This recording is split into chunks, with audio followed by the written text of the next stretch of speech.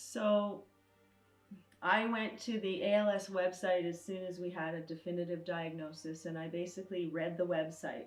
And I read way too much information all in one sitting, and it was very overwhelming. But I did learn what are the markers and what are the experiences that people with ALS and their families would go through, starting off potentially with, in Mike's case, loss of mobility, starting with drop foot, what that might mean in terms of his ability to walk and get around. And then learning about speech and swallowing and the loss of the use of your hands. And so I learned about that. It was all very academic, and I was reading a book about it, but it wasn't the same thing as actually experiencing it day to day, and I wasn't sure really what that would look like. I did know that I would need to be here to help with Mike's physical care, helping with transfers, helping him move around in bed, and now more lately, using his hands. Um, and one thing that we didn't think about, though, in terms of expectations until later on when we started reflecting, is that I guess we were expecting certain kinds of support from our close friends and family, and we thought that there would be a rally of support. And one thing that also that we think about in retrospection is around how community resources were available to us and how it was to access them. And we were expecting an easy ride to be able to access those kinds of services that we were entitled to. So those are the things we were expecting. And for me, I started very similar and inform myself what the major milestones most commonly are. And then I stopped because I wanted to make sure I set my own expectations in check because I just didn't know what would happen next. And the book is just, here's what can happen to everybody, but not necessarily everybody gets everything on that list. So that's where it becomes overwhelming, and you have to know when to cut yourself back and just sort of pause.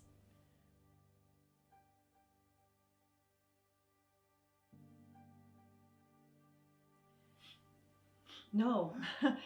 In reality, you know, again, it's one thing to read a book and think you know about something, and it helps to prepare you intellectually, I suppose, but to live it is a completely different experience. I didn't know what helping Mike physically would look like.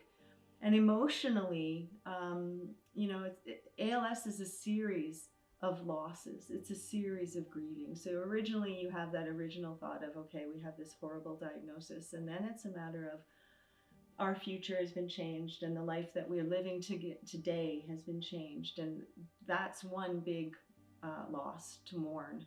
But then all of these smaller losses along the way, all of those milestones that are known in ALS, or markers, I use that word rather than milestone, they represent loss. They represent loss of independence for the person living with it. They represent loss for the family in how they interact with their loved one.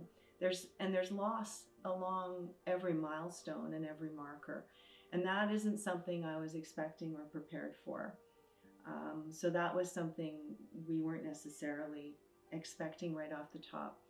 And in terms of how people supported us, what we learned very quickly is that everybody reacts differently to this kind of bad news, and how they react to it is how they react to it. It has nothing to do with us. And so how they can offer support to us in their own way has been something that we've been learning to accept, is that we accept the help in the way that people can share and support us how they can.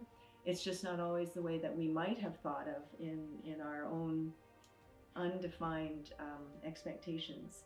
So we've learned that people support us, but in their own ways, and we've learned to try and accept that as it shows up.